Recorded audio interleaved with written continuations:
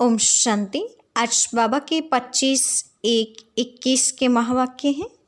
सबसे पहले हम मुरली का सारांश सुनेंगे। आज विशेष बाबा ने सर्वशास्त्र शिरोमणि श्रीमद् भगवत गीता के बारे में बताया है।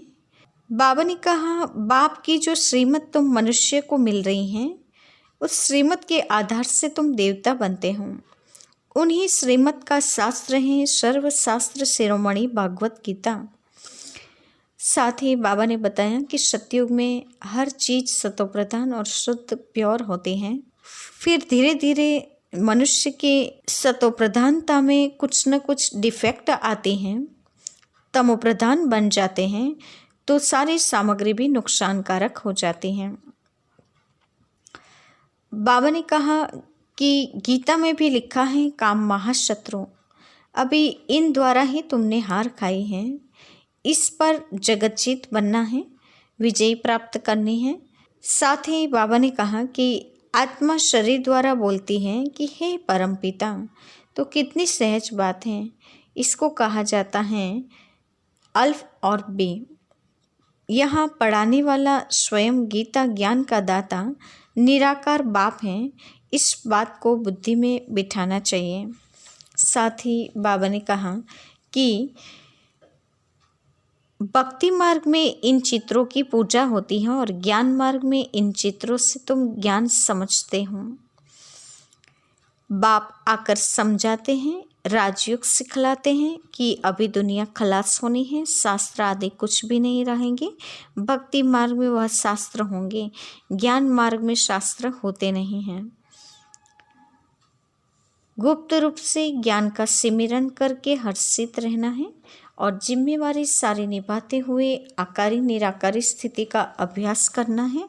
सच्चे रहमदिल बन के देह और देह की आकर्षण से परे होना है। सृष्टि के बीज रूप बाप और उनके चैतन्य क्रिएशन को समझ के नॉलेजफुल बनना है।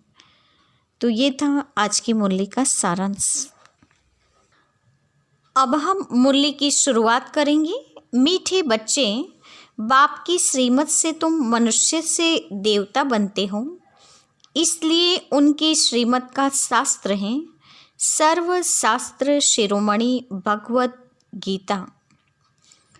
आज का प्रश्न है, सतयुग में हर चीज़ अच्छे से अच्छी सतोप्रधान होती हैं, क्यों? उत्तर है, क्योंकि वहाँ मनुष्य सतोप्रधान है। जब मनुष्य अच्छे हैं तो सामग्री भी अच्छी है, और मनुष्य बुरे हैं तो सामग्री भी नुकसानकारक है। सतोप्रधान सृष्टि में कोई भी वस्तु अप्राप्त नहीं है, कुछ भी कहीं से मंगाना नहीं पड़ता है। ओम शांति। बाबा इस शरीर द्वारा समझाते हैं, इनको जीव कहा जाता, इनमें आत्मा भी है, और तुम बच्चे जानते हो परमपिता परमात्मा भी इनमें है। यह तो पहले पहले पक्का होना चाहिए, इसलिए इनको दादा भी कहते हैं। यह तो बच्चों को निश्चय है, इस निश्चय में ही रमण करना है। बरोबर बाबा ने जिसमें पधरामणी की है व अवतार लिया है, उनके लिए बाप खुद कहते हैं, मैं इनके बहुत जन्मों के अंत के भी अंत में आता हूँ। बच्चों को समझाया गया है, यह सर्वशास्त्र शिरोमणि गीता का ज्ञान है। श्रीमत अर्थात श्रेष्ठ मत, श्रेष्ठ ते श्रेष्ठ मत है, ऊंच ते ऊंच भगवान की, जिसकी श्रीमत से तुम मनुष्य से देवता बनते हो। तुम भ्रष्ट मनुष्य से श्रेष्ठ देवता बनते हो। तुम आते ही इसलिए हो। बाप भी खुद कहते हैं, मैं आता हूँ तुमको श्रेष्ठाचारी निर्विकारी मत वाले देवी देवता बनाने। मनुष्य से देवता बनने का अर्थ भी समझना है। विकारी मनुष्य से निर्विकारी देवता बनाने आते हैं। सतयुग में मनुष्य रहते हैं, परंतु देवी गुण वाले। अभी कलयुग में हैं आसुरी गुणों वाले। है सारी मनुष्य सृष्टि, परंतु वह है ईश्वरीय बुद्धि। यह है आसुरी बुद्धि। वहाँ ज्ञान, यहाँ भक्ति। ज्ञान और भक्ति अलग अलग है ना। भक्ति की पुस्तक कितनी और ज्ञान की पुस्तक कितनी है। ज्ञान का सागर बाप है, उनका पुस्तक भी तो एक ही होना चाहिए। जो भी धर्म स्थापन करते हैं उनका पुस्तक एक होना चाहिए। उनको रिलीजियस बुक कहा जाता है। पहला रिलीजियस बुक है गीता, श्रीमद् भगवत गीता। यह भी बच्चे जानते हैं, पहला आदि सनातन देवी देवता धर्म है, न कि हिंदू धर्म। मनुष्य समझते हैं गीता से हिंदू धर्म स्थापन हुआ और गीता गाई है कृष्ण ने। कोई से पूछो तो कहेंगे परंपरा से यह कृष्ण ने गाई है, कोई शास्त्र में शिव भगवानुवाच है नहीं। श्रीमद् कृष्ण भगवानुवाच लिख दिया है। जो गीता पढ़े होंगे उनको सहज समझ में आएगा।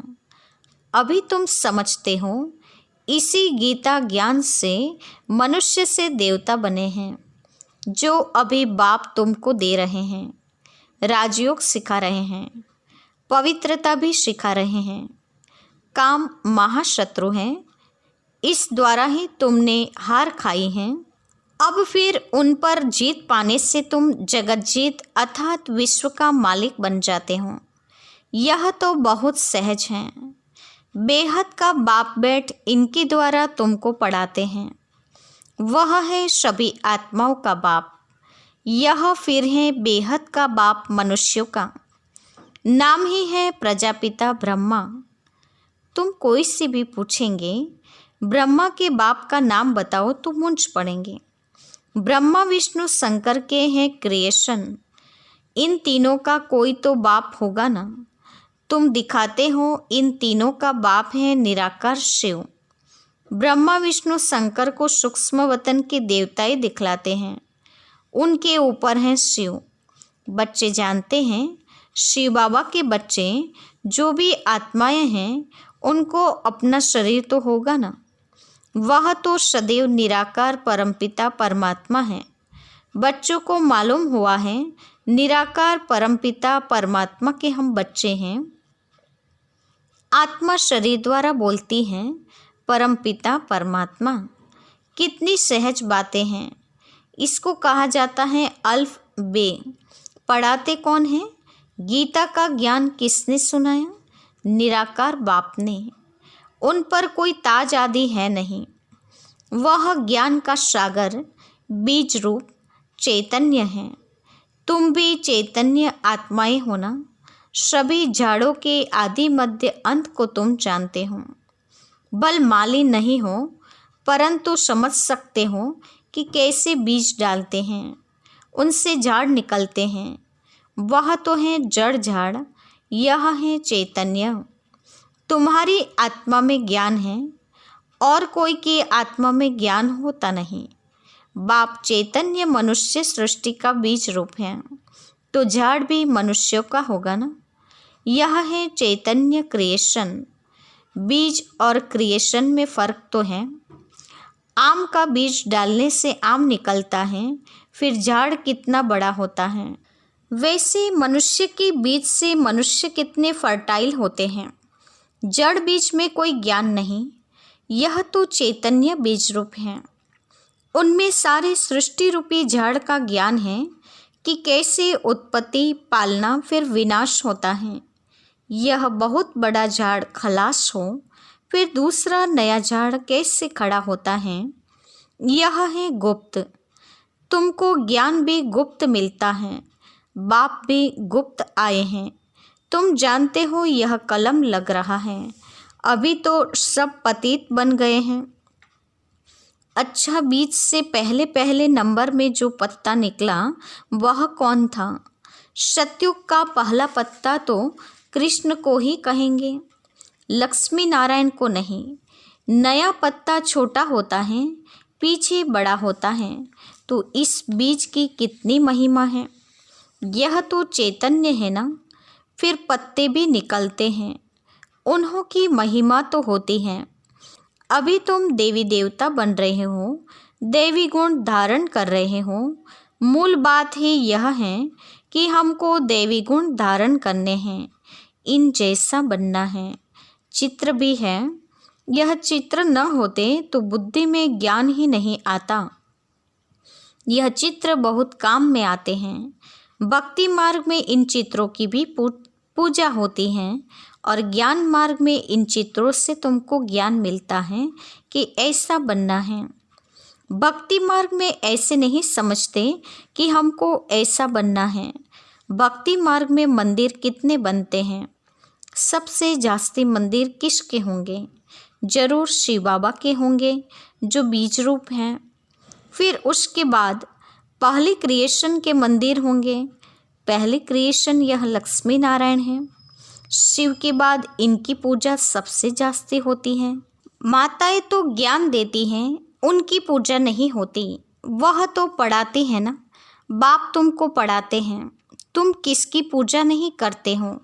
पढ़ाने वाले की अभी पूजा नहीं कर सकते। तुम जब पढ़कर फिर अनपढ़ बनेंगे तब फिर पूजा होगी। तुम सो देवी देवता बनते हो। तुम ही जानते हो, जो हमको ऐसा बनाते हैं उनकी पूजा होगी। फिर हमारी पूजा होगी नंबरवार। फिर गिरते गिरते 5 तत्वों की पूजा करने लग पड़ते हैं। शरीर 5 तत्वों का है ना। 5 तत्वों की पूजा करो या शरीर की करो, एक ही हो जाता है। यह तो ज्ञान बुद्धि में है।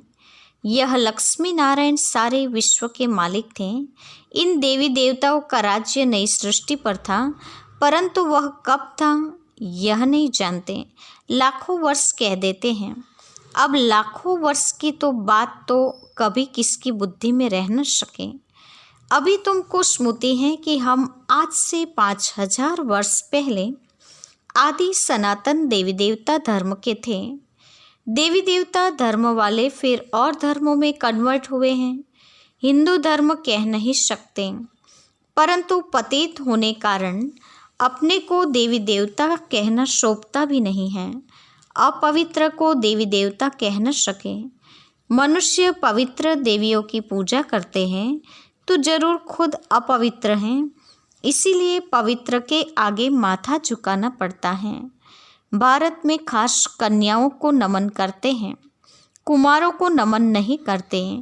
फीमेल को नमन करते हैं, मेल को नमन क्यों नहीं करते? क्योंकि इस समय ज्ञान भी पहले माताओं को मिलते हैं। बाप इसमें प्रवेश करते हैं। यह भी समझते हो बरोबर यह ज्ञान की बड़ी नदी है। ज्ञान नदी भी है, फिर पुरुष भी हैं। यह है सबसे बड़ी नदी। ब्रह्मपुत्रा नदी है सबसे बड़ी, जो कलकत्ता तरफ सागर में जाकर मिलती है। मेला भी वहाँ लगता है, परंतु उनको यह पता नहीं है कि यह आत्मा और परमात्मा का मेला है। वह तो पानी की नदी है, जिस पर नाम ब्रह्मपुत्रा रखा है। उन्होंने तो ब्रह्म ईश्वर को कहा हुआ है, इसलिए ब्रह्मपुत्रा को बहुत पावन समझते हैं। बड़ी नदी है तो पवित्र भी वह होगी। पतित पावन वास्तव में गंगा को ही नहीं कहेंगे, ब्रह्मपुत्रा को कहा जाए। मेला भी इनका लगता है। यह भी सागर और ब्रह्मा नदी का मेला है। ब्रह्मा द्वारा एडप्शन कैसे होगी, यह गुह्य बातें समझने की हैं, जो प्रायः लोप हो जाती हैं। यह तो बिल्कुल सहज बात है ना। भगवानुवाच, मैं तुमको राजयोग सिखलाता हूँ, फिर यह दुनिया ही खलास हो जाएगी। शास्त्र आदि कुछ भी नहीं रहेंगे। फिर भक्ति मार्ग में यह शास्त्र होते हैं, ज्ञान मार्ग में शास्त्र होते नहीं। मनुष्य समझते हैं यह शास्त्र परंपरा से चले आते हैं, ज्ञान तो कुछ है नहीं। कल्प की आयु ही लाखों वर्ष कह दी है, इसीलिए परंपरा कह देते हैं। इनको कहा जाता है अज्ञान अंधियारा। अभी तुम बच्चों को यह बेहद की पढ़ाई मिलती है, जिससे तुम आदि मध्य अंत का राज समझा सकते हो। तुमको इन देवी देवताओं की हिस्ट्री ज्योग्राफी का पूरा पता है। यह पवित्र प्रवृत्ति मार्ग वाले पूज्य थे। अभी पुजारी पतित बने हैं। सतयुग में है पवित्र प्रवृत्ति मार्ग, यहाँ कलयुग में अपवित्र प्रवृत्ति मार्ग है। फिर बाद में निवृत्ति मार्ग होता है, वह भी ड्रामा में है। उनको संन्यास धर्म कहा जाता है। घर बार का संन्यास कर जंगल में चले जाते हैं। यह है हद का संन्यास। रहते तो इसी पुरानी दुनिया में ही है ना। अभी तुम समझते हो हम संगम युग पर हैं, फिर नई दुनिया में जाएंगे। तुमको तिथि तारीख सेकंड सहित सब मालूम है। वह लोग तो कल्प की आयु ही लाखों वर्ष कह देते हैं। इनका पूरा हिसाब निकाल सकते हैं। तुम सब के ऑक्यूपेशन को, जन्म पत्री को जानते हो। बाकी झाड़ के पत्ते तो ढेर होते हैं, वह गिनती थोड़े ही कर सकते हैं। इस बेहद सृष्टि रूपी झाड़ के कितने पत्ते हैं? 5000 वर्ष में इतने करोड़ हैं, तो लाखों वर्ष में कितने अनगिनत मनुष्य हो जाएं। भक्ति मार्ग में दिखाते हैं, लिखा हुआ है सतयुग इतने वर्ष का है, त्रेता इतने वर्ष का है, द्वापर इतने वर्ष का है। तो बाप बैठ तुम बच्चों को यह सब राज समझाते हैं। आम का बीज देखने से आम का झाड़ सामने आएगा। अभी मनुष्य सृष्टि का बीज रूप तुम्हारे सामने है। तुमको बैठ झाड़ का राज समझाते हैं, क्योंकि चैतन्य है। बताते हैं हमारा यह उल्टा झाड़ है। तुम समझा सकते हो जो भी इस दुनिया में है, जड़ व चैतन्य हो बहू रिपीट करेंगे। अभी कितना वृद्धि को पाते रहते हैं। सतयुग में इतना नहीं हो सकता। कहते हैं फलानी चीज़ ऑस्ट्रेलिया में जापान से आई। सतयुग में ऑस्ट्रेलिया जापान आदि थोड़े ही थे। ड्रामा अनुसार वहाँ की चीज़ यहाँ आती हैं। पहले अमेरिका से गेहूँ आदि आते थे। सतयुग में कहाँ से आएंगे? वहाँ तो है एक धर्म, एक चीज़ें भरपूर रहती हैं। यहाँ धर्म वृद्धि को पाते रहते हैं, तो उनके साथ सब चीज़ें कम हो जाती हैं। सतयुग में कहाँ से मंगाते नहीं हैं। अभी तो देखो कहाँ कहाँ से मंगाते हैं। मनुष्य पीछे वृद्धि को पाते गए हैं। सतयुग में तो अप्राप्त कोई वस्तु होती नहीं। वहाँ की हर चीज़ सतोप्रधान बहुत अच्छी होती है। मनुष्य ही सतोप्रधान है, तो मनुष्य अच्छे हैं तो सामग्री भी अच्छी है। मनुष्य बुरे हैं तो सामग्री भी नुकसानकारक है। साइंस की मुख्य चीज़ है एटॉमिक बॉम्ब, जिससे इतना सारा विनाश होता है। कैसे बनाते होंगे? बनाने वाली आत्मा में पहले से ही ड्रामा अनुसार ज्ञान होगा। जब समय आता है तब उनमें वह ज्ञान आता है। जिसमें सेंस होगी वही काम करेंगे और दूसरे को सिखाएंगे। कल्प कल्प जो पार्ट बजाया है वही बचता रहता है। अभी तुम कितने नॉलेजफुल बनते हो, इनसे जास्ती नॉलेज होती नहीं। तुम इस नॉलेज से देवता बन जाते हो। इससे ऊंच कोई नॉलेज है नहीं। वह है माया की नॉलेज, जिससे विनाश होता है। वह लोग साइंटिस्ट मून में जाते हैं, खोजते हैं। तुम्हारे लिए कोई नई बात नहीं। ये सब माया का पांप है। बहुत शो करते हैं, अति डीपनेस में जाते हैं, बहुत बुद्धि को लड़ाते हैं। कुछ कमाल करके दिखाएं। बहुत कमाल करने से फिर नुकसान हो जाता है। क्या क्या बनाते रहते हैं। बनाने वाले जानते हैं इनसे यह विनाश होगा। अच्छा, मीठी मीठी सिकिलते बच्चों के प्रति माता पिता बाप दादा का याद प्यार और गुड मॉर्निंग। रूहानी बाप की रूहानी बच्चों को नमस्ते। हम रूहानी बच्चों की रूहानी माता पिता बाप दादा को याद प्यार और नमस्ते। पूरी मुरली का धारणा युक्त मुख्य सार। पहली पॉइंट, गुप्त ज्ञान का सिमरन कर हर्षित रहना है। देवताओं के चित्रों को सामने देखते उन्हें नमन वंदन करने के बजाय उन जैसा बनने के लिए देवी गुण धारण करने हैं। दूसरी पॉइंट, सृष्टि के बीज रूप बाप और उनकी चैतन्य क्रिएशन का समझ नॉलेजफुल बनना। इस नॉलेज से बढ़कर और कोई नॉलेज नहीं हो सकती, इसी नशे में रहना है। आज का वरदान है, जिम्मेवारी संभालते हुए आकारी और निराकारी स्थिति के अभ्यास द्वारा साक्षात्कार मूर्त भव। जिम्मेवारी संभालते हुए आकारी और निराकारी स्थिति के अभ्यास द्वारा साक्षात्कार मूर्त भव।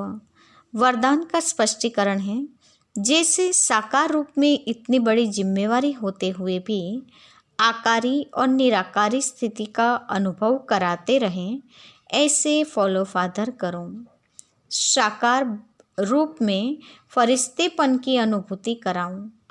कोई कितना भी अशांत व बेचैन घबराया हुआ हो आपके सामने आए, लेकिन आपकी एक दृष्टि, वृत्ति और स्मृति की शक्ति उनको बिल्कुल शांत कर दे। व्यक्त भाव में आए और अव्यक्त स्थिति का अनुभव करे, तब कहेंगे साक्षात्कार मूर्त। आज का स्लोगन है, जो बच्चे सच्चे रहम दिल हैं उन्हें देह व देह अभिमान की आकर्षण नहीं हो सकती। जो सच्चे रहम दिल हैं उन्हें देह व देह अभिमान की आकर्षण नहीं हो सकती। आज के मुख्य पॉइंट्स हैं। आज बाबा ने हम बच्चों को विशेष बताया है कि सतयुग है सतोप्रधान दुनिया, वहाँ हर सामग्री सतोप्रधान होती है। आज मनुष्य तमोप्रधान बन गया, तो बाबा ने कहा हर सामग्री भी तमोप्रधान नुकसानकारक बन जाती है। बाप की श्रीमत है मनुष्य से देवता बनना, इसलिए श्रीमत का शास्त्र ही बना है सर्व शास्त्र शिरोमणि श्रीमद् भागवत गीता। साथ ही बाबा ने बताया श्रीमद् भगवत गीता में ही श्रीमद् कृष्ण भगवानुवाच लिख दिया है। जो गीता पढ़े होंगे उनको ये बात सहज समझ में आती है। गीता में ही बताया है काम महाशत्रु हैं, और इस द्वारा ही बाबा ने कहा तुमने हार खाई है, अब उन पर जीत प्राप्त करनी है तो जगत जीत विश्व के मालिक बन जाएंगे। साथ ही बाबा ने बताया कि मनुष्य के बीज से मनुष्य कितने उपजाऊ निकलते हैं। जड़ बीज में कोई ज्ञान नहीं, यह तो चैतन्य बीज रूप हैं और उनमें सारी सृष्टि का ज्ञान भरा हुआ है। उत्पत्ति, पालना और विनाश तीनों बात उसमें समाई हुई है। साथ ही बाबा ने कहा गुप्त ज्ञान का सिमरन करके हर्षित रहना है, देवी गुण धारण करने हैं, और ये नॉलेज बाबा ने कहा तुम बच्चों के पास ही हैं, इस बात का नशा और खुशी होनी चाहिए। जिम्मेवारी संभालते हुए आकारी स्थिति और निराकारी स्थिति का अनुभव करते ही हम साक्षात्कार कराने के निमित्त बन सकते हैं। अच्छा, ओम शांति।